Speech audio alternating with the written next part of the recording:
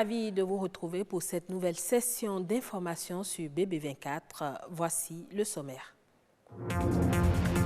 Aujourd'hui, 6 février, c'est la journée internationale de tolérance zéro aux mutilations génitales féminines. Cette année, l'accent est mis sur l'implication de la jeunesse à la lutte contre le fléau.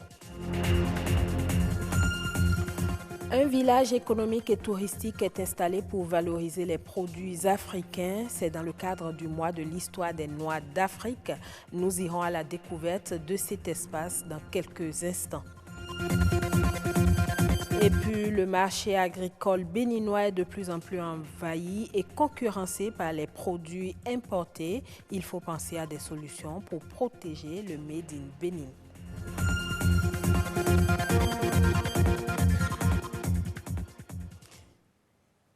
Mettre fin aux mutilations génitales féminines d'ici à 2030, c'est le mot d'ordre lancé par les Nations Unies en vue de susciter une plus grande mobilisation autour de la lutte contre les mutilations génitales féminines, communément appelée excision.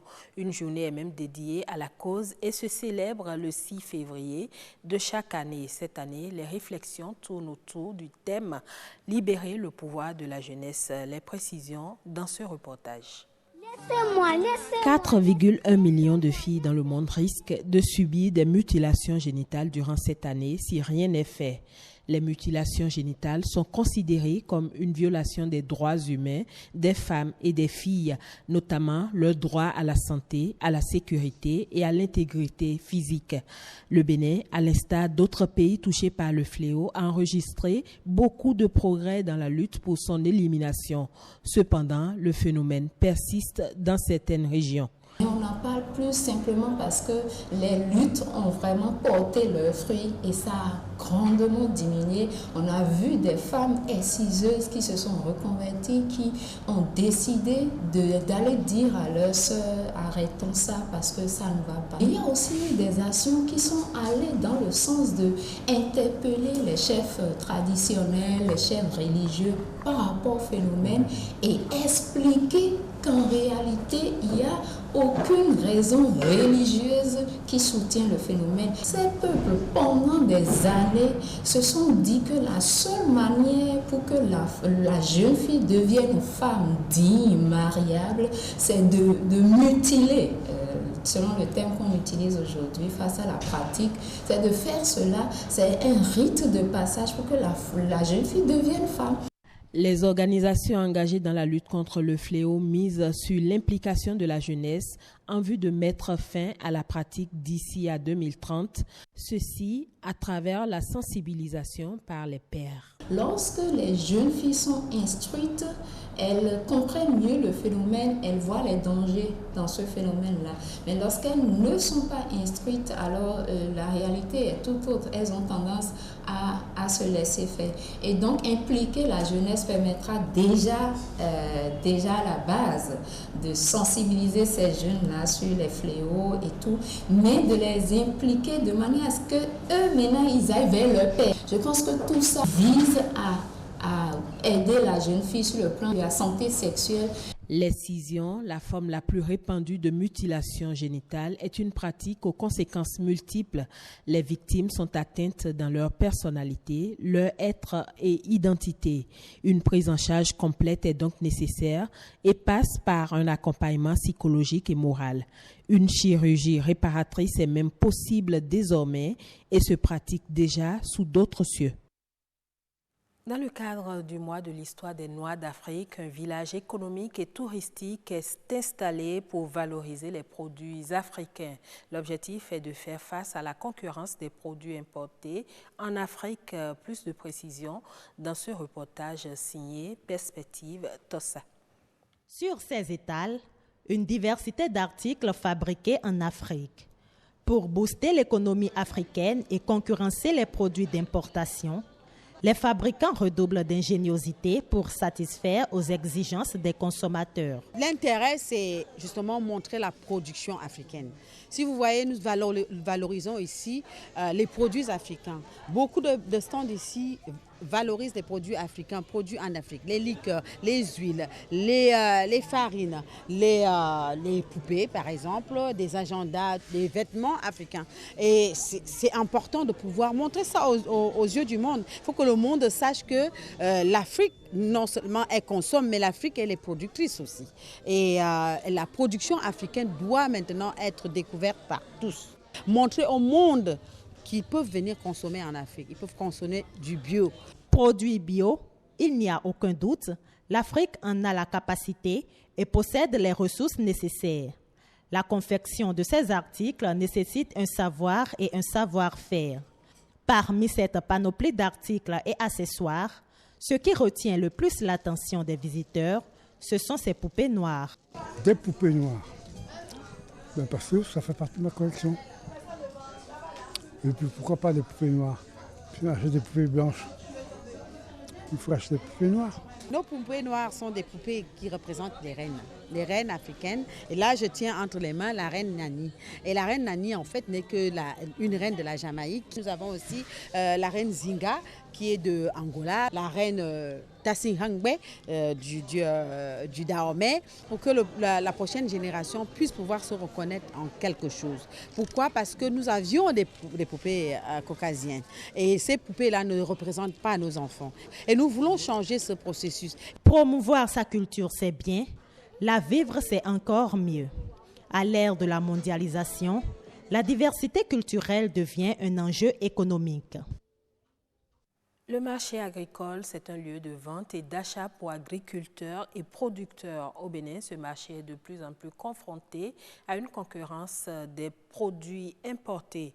Pour booster l'économie, il faut donc le protéger et il existe bien des mécanismes pour y arriver. Albert Roloncourt est économiste. Il propose quelques pistes de solutions au micro de Baudelaire Kantiédé et Edwige Agosso. Le marché agricole, c'est un marché qui regroupe bien sûr les offres et les demandeurs, ceux qui achètent et ceux qui vendent des produits issus de l'agriculture de façon générale. Protéger le marché, c'est une manière de l'isoler un peu de la concurrence des produits qui sont importés. Quand on subventionne les intrants, par exemple, c'est une manière de protéger.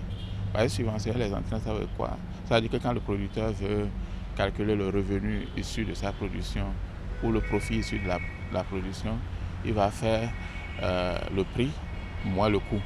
Maintenant, si l'État subventionne le coût, c'est que les coûts sont faibles et ça va augmenter le profit et ça permet aux producteurs de rentabiliser leurs activités qui, si elles n'étaient pas subventionnées, ne seraient pas rentables. Si un commerçant de produits agricoles quitte Cotonou pour aller acheter un produit peut-être à Abomey par exemple, si la route n'est pas bonne, ça va augmenter le coût et ce qu'il va offrir aux paysans là-bas serait beaucoup plus faible.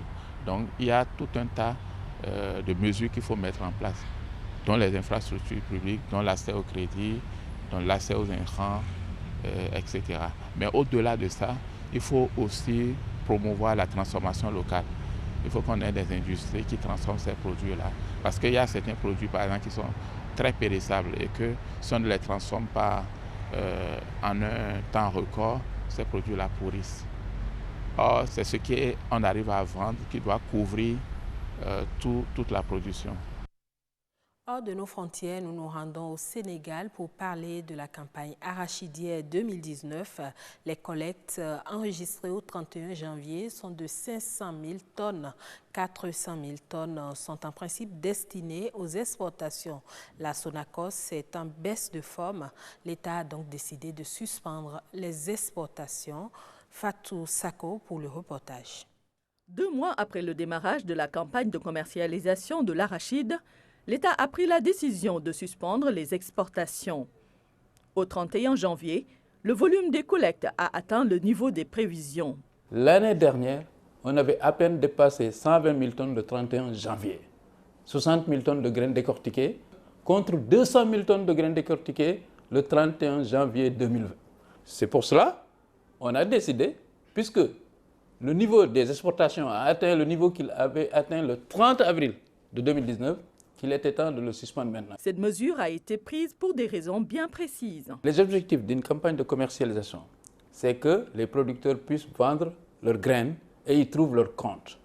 Le deuxième point, on avait dit qu'il faut sauvegarder le capital semencier de l'arachide au Sénégal.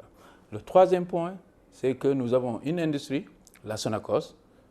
Elle devrait pouvoir aussi tirer son épingle du jeu, c'est-à-dire en collectant assez de graines pour faire tourner ses usines. À ce stade de la campagne, l'huilier n'a engrangé que 15 000 tonnes de graines sur les 150 000 attendues. Parce que la Sonacos a voulu effectivement acheter les graines au niveau du prix plancher. Je répète que c'est un prix plancher. C'est-à-dire que si le producteur trouve un acheteur qui propose mieux, il le vendra à cet acheteur-là. C'est ce que les Chinois ont proposé. C'est pour cela qu'ils ont pu collecter autant de graines. L'usine s'est finalement alignée sur les prix du marché. Le prix, en réalité, a oscillé entre 250 et 300 francs. Maintenant qu'on a suspendu les exportations, nous espérons que d'ici fin avril, la Sonacos pourra collecter assez de graines pour faire tourner ses usines pendant 1 an. Pour cette année, la production arachidière est estimée à 1 400 000 tonnes contre 1 500 000 la saison précédente. Pourtant, tous les signaux sont au vert. Sur une production qui est estimée à 1 400 000 tonnes, le niveau de collecte à ce jour, tous acteurs confondus, est environ 500 000 tonnes. Sur ce volume, les exportateurs ont exporté environ 400 000 tonnes. C'est-à-dire, si on fait la conversion, environ 200 000 tonnes de graines décortiquées. La Sonacos est aux alentours de 15 000 tonnes et les opérateurs stockeurs de semences, ils ont déjà stocké 50 000 tonnes de semences certifiées et environ 10 000 tonnes de semences écrémées. Une production qui a déjà un impact économique dans le secteur. Les exportateurs ont injecté dans le monde rural 100 milliards de francs CFA. Vous prenez 400 000 tonnes, avec un prix plancher à 250 francs, ça fait 100 milliards. D'importants revenus injectés dans le monde rural, sans compter les prestations estimées à plus de 10 milliards de francs CFA. Eh bien, ce sera tout pour cette session d'information. Merci à vous tous de l'avoir suivi. Restez avec nous sur BB24.